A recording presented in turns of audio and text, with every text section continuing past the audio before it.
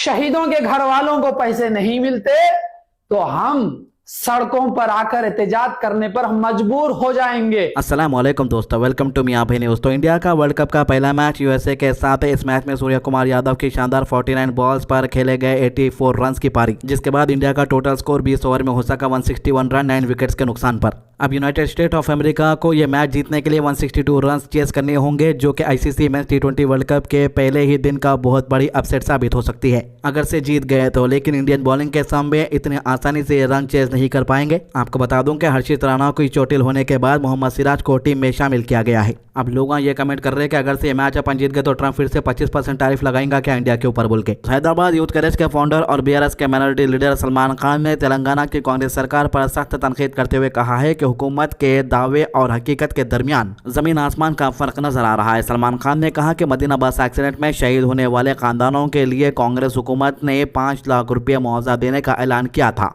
लेकिन अब इतने महीने गुजर जाने के बावजूद भी उन घरेलू अफराद को 1 रुपया तक नसीब नहीं हुआ। इनका कहना था कि ये मजलूम फैमिलीज रोजाना सरकारी दफ्तरों के चक्कर काट रहे हैं, उनके पैर घिस चुके हैं, लेकिन सरकार की तरफ से सिर्फ तसल्लियां मिलती जा रही है, मदद नहीं। सलमान खान ने कहा कि जो हुकूमत खुद को गरीबों, माइनॉरिटीज और जरूरतमंदों की हमदर्दी बताती है, वही हुकूमत आज उन लोगों को भूल चुकी है जिन्होंने अपने घर के अफराद इस हादसे में खो दिए। इन्होंने सवाल उठाया कि जब शहीद होने वालों के घर वालों के लिए पैसे नहीं है तो फिर लाखों रुपये, करोड़ों रुपये कहां खर्च किए जा रहे हैं। इस सिलसिले में सलमान खान एचवाईसी ने minority welfare minister Mohammed Azharuddin पर भी तनकीद की और कहा कि अगर जुबली हिल्स के बाईपोल्स ना होते तो शायद आज आप मिनिस्टर की कुर्सी पर भी ना होते। इन्होंने कहा कि हाल ही में जो खबरें सामने आई है उनके मुताबिक तेलंगाना कांग्रेस हुकूमत ने बंजारा हिल्स में वाक़ मिनिस्टर क्वार्टर्स नंबर 29 की रिपेयर और इनोवेशन के लिए 76 लाख रुपये मंजूर किए हैं। ये वही सरकारी घर है जो कई सालों से खाली पड़ा था और अब नए मिनिस्टर को अलॉट किया गया है। सलमान ने कहा कि सरकारी ऑर्डर्स के मुताबिक इस घर पर छत की water proofing, night tiles, UPVC खिड़कियां, मॉड्यूलर किचन, दीवारों की मरम्मत और रंगो रोगन जैसे कामों पर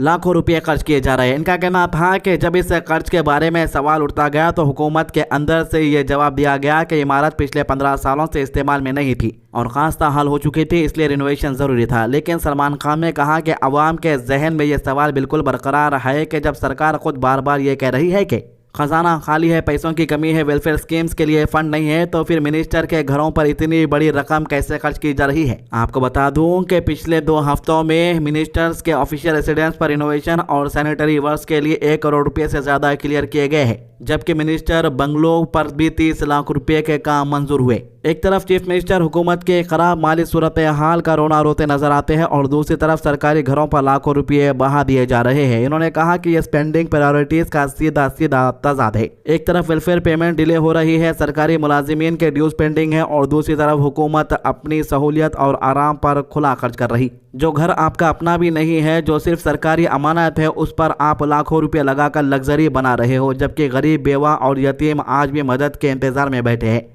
यहाँ तक ये भी याद दिलाया गया कि जुबली हिल्स के कब्रिस्तान से मुतालिक जो वादे किए गए थे वो भी आज तक अधूरे पड़े हुए हैं।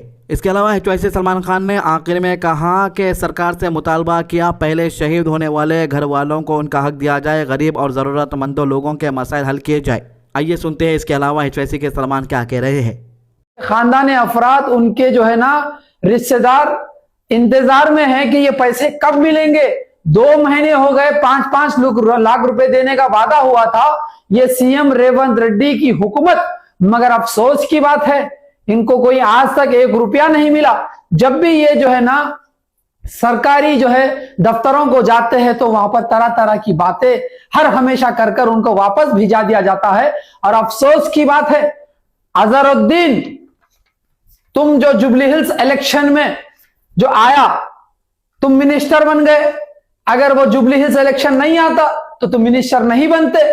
इसके अलावा मुंबई के लोकल ट्रेन सिस्टम से मुतालिक एक परेशान कुन वाकया सामने आया है, जहां घाटकोपर रेलवे स्टेशन के करीब एक लोकल ट्रेन के लेडीज कंपार्टमेंट में बुर्का पहने हुए एक मर्द का दाखिल होने की इत्तला मिली। इस वाकये के बाद ट्रेन में सफर कर रही खवातीन में खौफ और बेचैनी का माहौल पैदा हो गया। मिलने वाली मालूमात के मुताबिक ये मर्द बुर्का पहने हुए घाटकोपर स्टेशन से लेडीज कंपार्टमेंट में सवार हुआ। उस वक्त कंपार्टमेंट में मौजूद खवातीन ने जब उस शख्स को देखा तो उन्हें फौरन सुबह हुआ और वो गैर महफूज महसूस करने लगी। इस मामले का एग्जैक्ट टाइम अभी तक सामने नहीं आ सका। सोशल मीडिया पर शेयर की गई एक वीडियो में देखा जा सकता है और सुना जा सकता है कि खातून मुसाफिर इस पूरे वाकये को रिकॉर्ड कर रही है।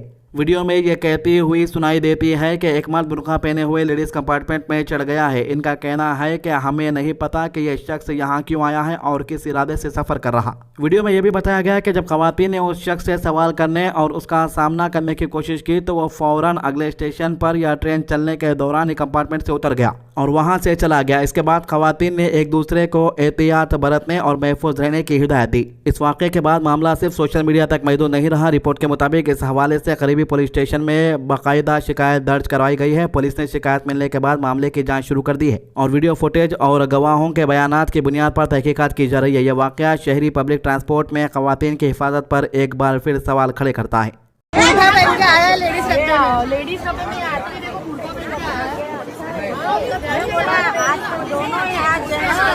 So guys be careful. Ghatkopar में लेडीज़ डब्बे में यह आदमी बुरखा पहन के चढ़ा है, सो प्लीज़ केयरफुल रहना। जैसे ही हमने इसको लंघे हाथों पकड़ा, ये दूसरे ट्रेन में उड़ी मार के भाग गया।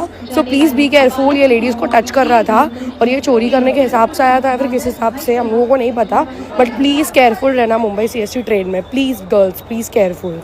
तो इसके अलावा तेलंगाना के गांव में 6 दिन तक खौफ और दहशत का सबब बनने वाले एक मेल टाइगर आखिरकार आंध्र प्रदेश के डिस्ट्रिक्ट ईस्ट गोदावरी में फॉरेस्ट ऑफिशियल्स ने कामयाबी के साथ काबू में कर लिया है उसे। ये टाइगर महाराष्ट्र के मशहूर तडोबा अंधेरी टाइगर रिजर्व से भागकर तेलंगाना में दाखिल हो गया था, जहां इसकी मौजूदगी से इलाके के लोग शदीद परेशानी का शिकार हो गए। बाघ गुज़िश्ता 6 दिन से राजमंड्री के करीबी देहाती और इंसानी आबादी वाले इलाके में घूम रहा था। इस दौरान इसने 8 मवेशियों को निशाना बनाया, जिससे अवाम में खौफ फैल गया। ताहूम फॉरेस्ट डिपार्टमेंट ने वाजे किया कि इस दौरान किसी भी इंसान पर हमला रिकॉर्ड नहीं हुआ। इस अहम रेस्क्यू ऑपरेशन के लिए हैदराबाद टाइगर कंजर्वेशन सोसाइटी को जिम्मेदारी सौंपी गई, जो आंध्र प्रदेश और तेलंगाना दोनों रियासतों में बाघों के रेस्क्यू का तजुर्बा रखती है। ऑपरेशन में पुणे और दिल्ली से आए हुए माहिर टीम्स ने भी हिस्सा लिया। फॉरेस्ट ऑफिशियल ने बताया कि टाइगर आखिर मर्तबा कुमरापुरम गांव रायावरम मंडल के करीब देखा गया। जब टीम ने टाइगर को एक काली घर के पीछे हिस्से में देखा तो फौरन ऑपरेशन शुरू कर दिया। लोगों की ज्यादा आवाज और हलचल की वजह से टाइगर घबरा गया और करीबी खेतों की तरफ भाग निकला, जहां ये एक कैटल शेड में घुस गया। दिलचस्प बात यह रही कि कैटल शेड में मौजूद 2 भैंसों के बावजूद बाघ ने उन्हें कोई नुकसान नहीं पहुंचाया। फॉरेस्ट डिपार्टमेंट की टीम ने एहतियात के साथ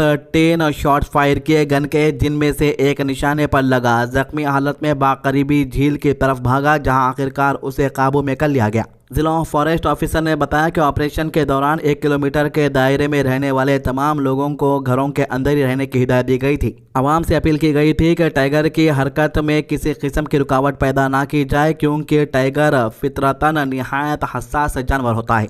पुलिस और फॉरेस्ट डिपार्टमेंट के दरमियान बेहतरीन कोऑर्डिनेशन के सबब यह मुश्किल ऑपरेशन कामयाबी से अंजाम दिया गया। फॉरेस्ट ऑफिशियल्स ने तस्दीक की कि टाइगर सिर्फ मवेशियों पर हमला कर रहा था और किसी भी इंसानी जान को नुकसान नहीं हुआ। टाइगर की हरकतों पर नजर रखने के लिए फॉरेस्ट डिपार्टमेंट ने पहले ही 25 ट्रैप कैमराज मुख्तलिफ मुमकिन रास्तों पर अपनी जखीरों और कैटल हमलों के मुकामात पर नस्ब कर दिए थे। नेशनल टाइगर कंजर्वेशन अथॉरिटी की जानिब से तश्कील दी गई कि एक्सपर्ट कमेटी ने यह फैसला किया है कि मजीद नुकसान से बचने के लिए टाइगर को ट्रैंक्विलाइज करना जरूरी है। पुणे से आए हुए रेस्क्यू ट्रस्ट की माहिर टीम ने इस टाइगर के मूवमेंट पर नजर रखने और ऑपरेशन को कामयाब बनाने में अहम किरदार अदा किया। फॉरेस्ट ऑफिशियल टाइगर को विशाखापट्टनम जू मुंतकिल करने का इंतजाम कर रहे हैं, जहां इसे महफूज माहौल में रखा जाएगा। तो ये थी इन मामलों की अभी तक की अपडेट। हमारे चैनल को सब्सक्राइब कीजिए, हमारे वीडियोस को ज़्यादा से ज़्यादा शेयर कीजिए, नमाज की पाबंदी कीजिए, कुरान की तिलावत कीजिए और दुआ में याद रखिए। अल्लाह हाफिज़।